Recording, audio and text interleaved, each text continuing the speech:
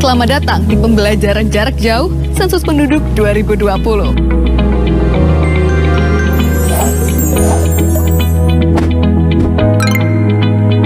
Pembelajaran ini diperuntukkan secara umum untuk seluruh masyarakat di Indonesia dan secara khusus untuk petugas sensus dan ketua atau pengurus satuan lingkungan setempat terkecil atau SLS terkecil seperti RT, dusun, jorong, banjar, dan yang sejenis. Apa itu sensus penduduk? Sensus penduduk adalah kegiatan pendataan penduduk yang berlangsung 10 tahun sekali, sebagaimana diamanatkan Undang-Undang Nomor 16 Tahun 1997 tentang statistik. Sensus penduduk 2020 merupakan yang ketujuh selama pelaksanaannya. Pada sensus penduduk kali ini, ada perbedaan jika dibandingkan dengan sensus penduduk yang sebelumnya. Perbedaan tersebut yaitu adanya sensus penduduk online yang sudah berlangsung pada Februari hingga Mei 2020 lalu. Dan sensus kali ini juga menggunakan data dasar dari Dukcapil Kemendagri. Pelaksanaan sensus penduduk 2020 dibagi menjadi dua tahapan besar. Yang pertama, sensus penduduk online yang sudah dimulai dari Februari hingga Mei 2020 lalu dan dilanjutkan dengan kegiatan pendataan penduduk pada bulan September untuk mencatat penduduk yang belum dapat melakukan pengisian sensus penduduk online. Pembelajaran kita pada kali ini akan membahas secara lengkap apa saja yang dilakukan pada kegiatan pendataan penduduk di bulan September. Pembelajaran terdiri dari 3 bagian. Yang pertama, mengenai konsep penduduk. Kedua, pemeriksaan daftar penduduk. Dan ketiga, verifikasi lapangan. Bagi Anda masyarakat Indonesia, khususnya petugas sensus dan ketua atau pengurus RT atau dusun dan yang sejenis, selamat mengikuti pembelajaran ini.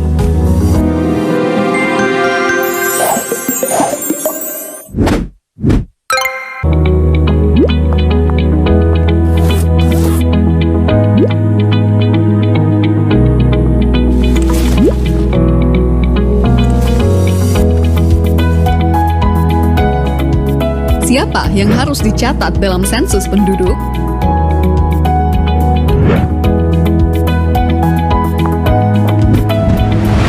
Seperti namanya, sensus penduduk mencatat seluruh penduduk di Indonesia, dari yang tua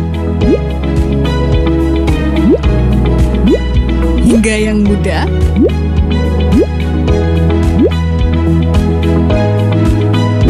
tanpa terlewat. Penduduk yang dimaksud adalah warga negara Indonesia ataupun warga negara asing yang tinggal menetap minimal 1 tahun atau tinggal kurang dari 1 tahun, namun ada berniat atau berencana menetap selama minimal 1 tahun di daerah tersebut. Konsep penduduk ini mengacu pada Undang-Undang Nomor 23 Tahun 2006 dan Undang-Undang Nomor 24 Tahun 2013 serta Rekomendasi Perserikatan Bangsa-Bangsa. Dengan konsep penduduk berdasar tempat tinggal akan menghasilkan data yang lebih akurat sehingga memudahkan pemerintah dalam mengambil kebijakan dan melaksanakan program pembangunan. Misalnya, untuk membangun fasilitas MCK, sekolah, fasilitas kesehatan, dan lain-lain. Tentu harus berdasarkan data siapa yang benar-benar tinggal di wilayah tersebut, bukan berdasarkan catatan administrasi kependudukan saja. Ini Kania, lahir di kota Yogyakarta, tetapi telah menetap di kota Makassar selama 1 tahun. Maka Kania adalah penduduk kota Makassar. Ini Wida, KTP Karanganyar, tetapi telah menetap 7 bulan di kota Bandung dan berencana menetap untuk beberapa tahun ke depan. Maka, Wida adalah penduduk kota Bandung. Jadi, penduduk di suatu daerah, mulai dari provinsi, kabupaten, kecamatan, hingga RT atau dusun dan sejenisnya adalah setiap orang yang telah menetap di daerah tersebut minimal 1 tahun atau kurang dari 1 tahun namun berencana untuk menetap lebih dari 1 tahun. Satu lagi yang perlu dicatat, asisten rumah tangga, sanak famili yang menetap, dan bayi yang baru lahir juga dicatat sebagai penduduk di keluarga tersebut ya. Itulah konsep penduduk. Konsep ini berguna untuk menentukan siapa sajakah yang termasuk dan yang tidak termasuk sebagai penduduk di suatu daerah dalam sensus penduduk 2020. Lalu, bagaimanakah gambaran pelaksanaan sensus penduduk 2020? Sebagai gambaran, kegiatan lapangan sensus penduduk 2020 dimulai dengan koordinasi petugas sensus dengan ketua atau pengurus RT atau dusun dan yang sejenisnya atau yang kita sebut sebagai Satuan Lingkungan Setempat atau SLS. Selanjutnya, petugas sensus bersama-sama dengan pengurus SLS melakukan pemeriksaan daftar penduduk.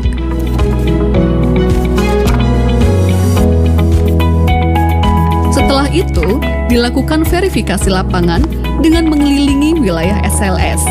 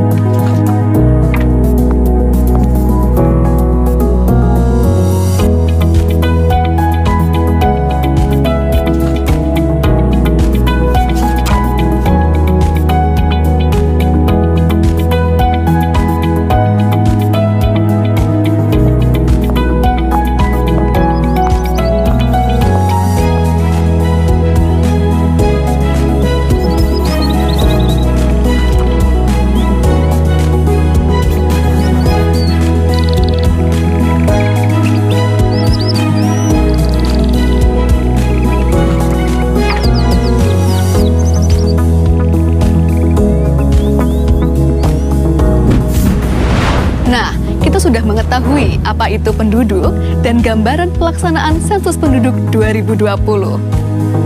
Di video berikutnya, kita akan mengupas tata cara pelaksanaan lapangan sensus penduduk 2020 yang terdiri dari pemeriksaan daftar penduduk dan verifikasi lapangan. Selamat mengikuti ya!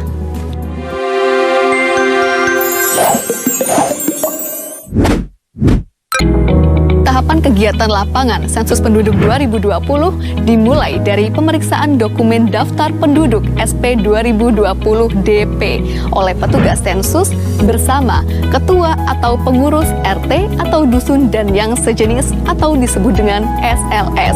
Kegiatan ini di bawah pengawasan koordinator sensus kecamatan atau disebut dengan KOSEKA.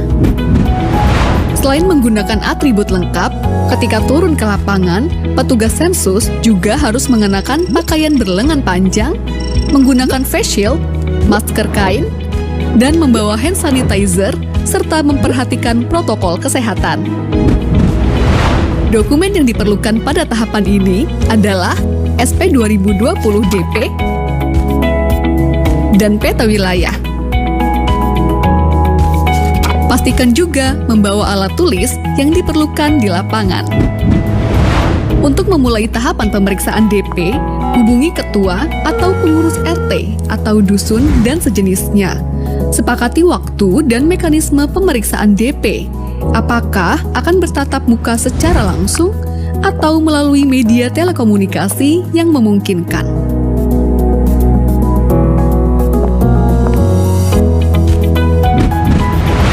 Kemudian, pastikan kesesuaian identitas wilayah RT atau dusun dan sejenisnya berdasarkan dokumen SP 2020 DP yang menjadi wilayah tugasnya.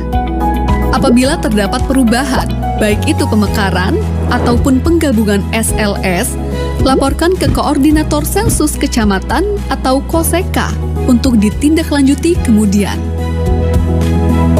Sebelum memulai pemeriksaan, baca dan pahami petunjuk pengisian pada halaman kedua DP.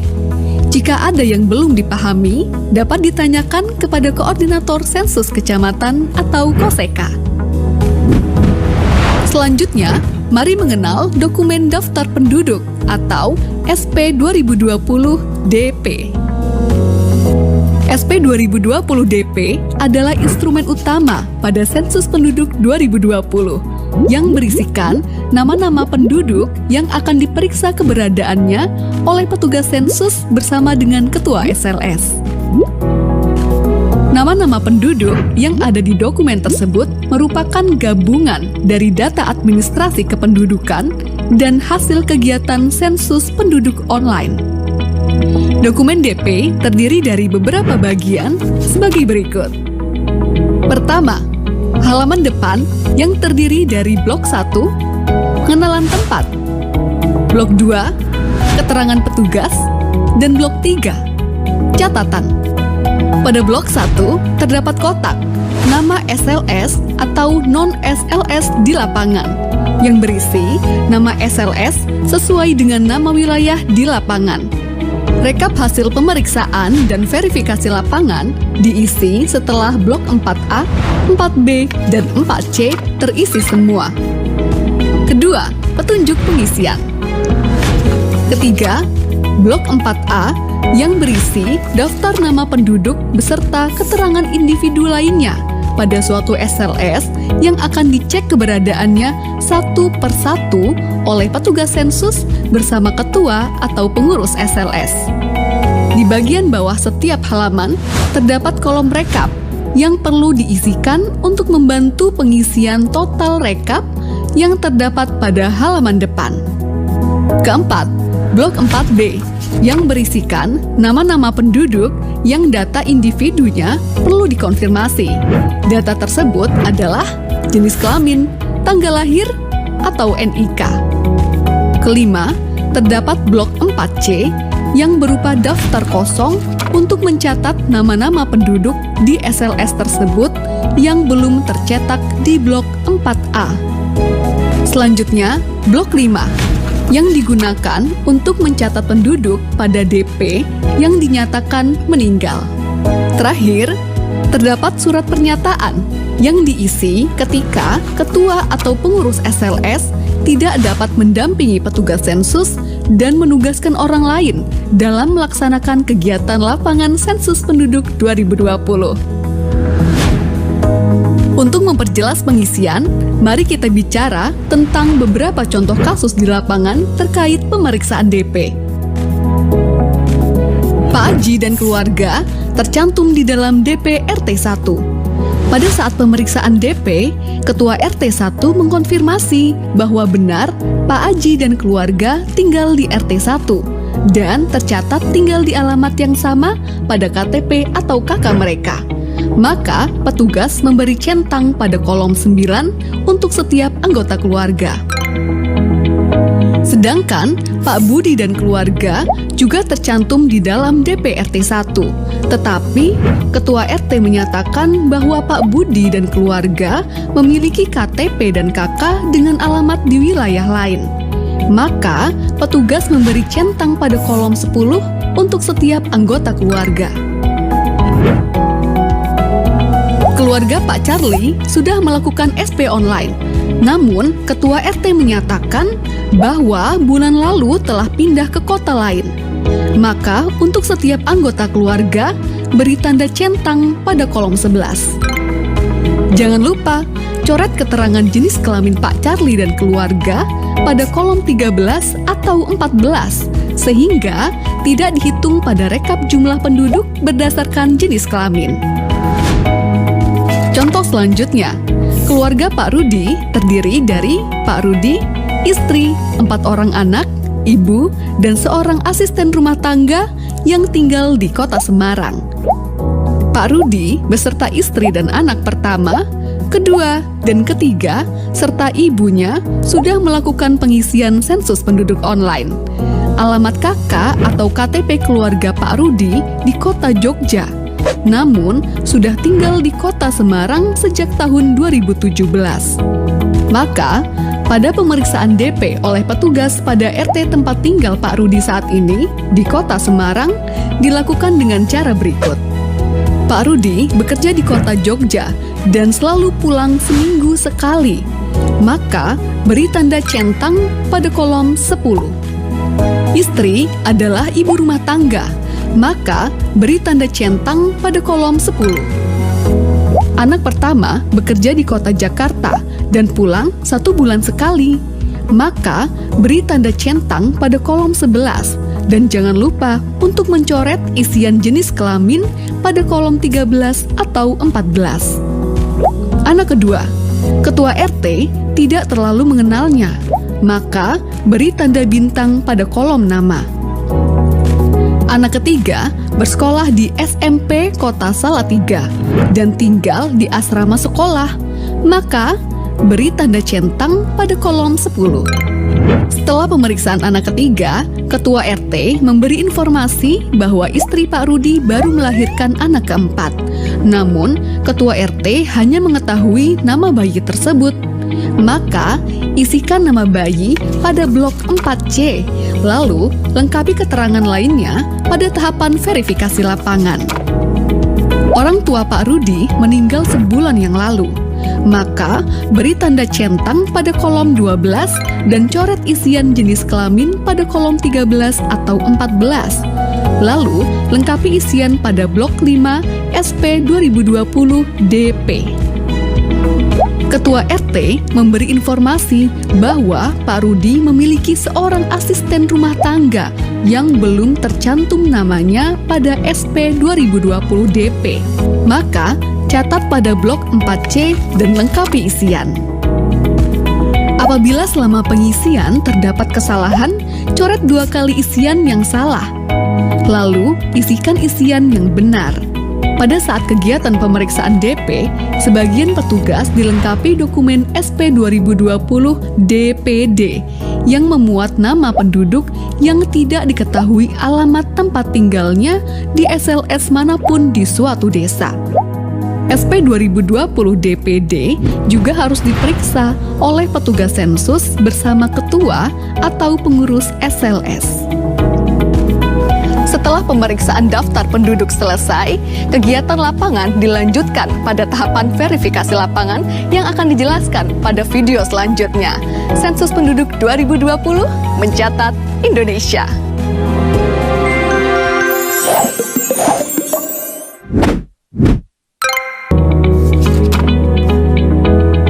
Setelah melakukan pemeriksaan daftar penduduk atau dokumen DP bersama ketua atau pengurus SLS, tahapan sensus penduduk 2020 selanjutnya adalah pelaksanaan verifikasi lapangan. Apa yang dilakukan petugas sensus pada saat verifikasi lapangan? Pada tahapan ini, petugas sensus mengelilingi SLS dengan didampingi oleh ketua atau pengurus SLS untuk memastikan keberadaan seluruh penduduk yang tercatat di dalam daftar penduduk atau DP. Dalam tahapan verifikasi lapangan, petugas sensus membawa dokumen dan alat tulis sebagaimana pada saat pemeriksaan daftar penduduk. Dokumen tersebut meliputi: pertama, dokumen daftar penduduk atau SP 2020 DP dan daftar penduduk desa atau SP 2020 DPD yang sudah diperiksa. Kedua, peta wilayah sensus atau SP 2020 WS yang digunakan untuk penelusuran wilayah dan memastikan batasan-batasan wilayah SLS kepada ketua atau pengurus SLS atau warga yang ditunjuk. Selama di lapangan, petugas dan ketua atau pengurus SLS wajib mematuhi protokol kesehatan pencegahan penyebaran COVID-19, mengenakan masker, selalu memastikan kebersihan tangan, dan menjaga jarak minimal dengan responden. Apa saja yang harus dilakukan oleh petugas pada saat verifikasi lapangan? Pertama, mengenali dan menentukan batas-batas wilayah SLS bersama ketua atau pengurus SLS. Kedua, menentukan bangunan pertama yang akan dikunjungi untuk diverifikasi keberadaan penduduknya. Dianjurkan dimulai dari posisi barat daya pada peta. Ketiga, berikan tanda titik atau noktah sesuai posisi rumah tersebut pada peta SP 2020 WS dan sertakan nomor urut di samping noktah tersebut. Keempat, lakukan identifikasi seluruh nama penduduk yang tinggal di rumah tersebut dan sesuaikan dengan nama yang tercantum pada daftar penduduk atau DP. Lalu, salin nomor urut yang terdapat pada peta ke kolom nomor bangunan pada DP. Lakukan prosedur tersebut untuk setiap rumah dan bangunan yang ada penduduknya. Pastikan tidak ada yang terlewat ya. Apabila ditemukan penduduk yang belum tercantum namanya pada daftar penduduk atau DP, tambahkan dan lengkapi keterangan penduduk tersebut pada DP Blok 4C. Pastikan seluruh kolom terisi. Untuk penduduk yang berstatus sudah sensus penduduk online, tetapi perlu konfirmasi, petugas sensus perlu menanyakan informasinya kepada ketua atau pengurus SLS dan menuliskannya di blok 4B. Lengkapi isian rekapitulasi jumlah penduduk pada setiap halaman DP di blok 4A dan 4C.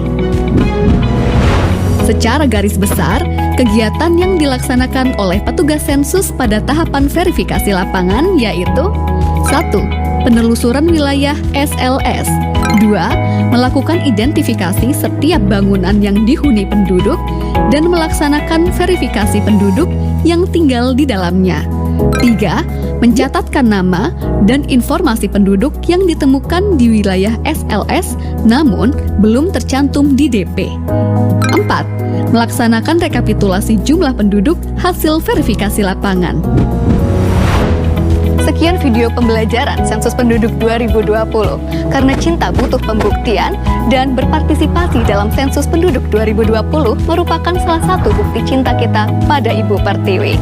Selamat menjalankan tugas wahai abdi bangsa. Sensus Penduduk 2020 mencatat Indonesia.